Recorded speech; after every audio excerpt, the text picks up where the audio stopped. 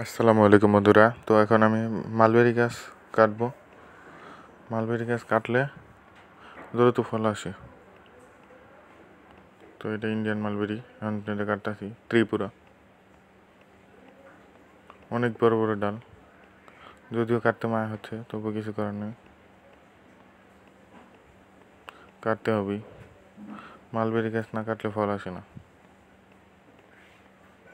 এই যে এই জায়গায় দুই একটা ফল আসছিল, তবুও কেটে দিতে হচ্ছে, কিছু করার নেই। ভালো ফলন পেতে হলে কাটতে হবেই।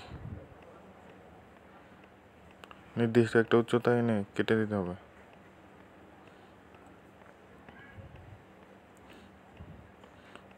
তবে গাছটা একটু বড় হওয়ার পর কাটলে ভালো হয়। এই যে যেমন আমি বড় করে কাটছি, তাহলে ফলনের ভালো হবে, মানে ফলনের গুণগত মান ভালো হবে। যদিও মায়া লাগছে, তবুও কেটে দিতে হবে, কাটতে হবেই, কিছু করার নেই। গাছ ভালো রাখতে হলে ডাল প্রুনিং করতে হবেই। মালবেরি গাছের দেখেন কি মোটা মোটা ডাল, এগুলো দিয়ে আমি চারা করব। তো সামনে চারার ভিডিও দিব না, তো সামনে চারার আপডেট দিব।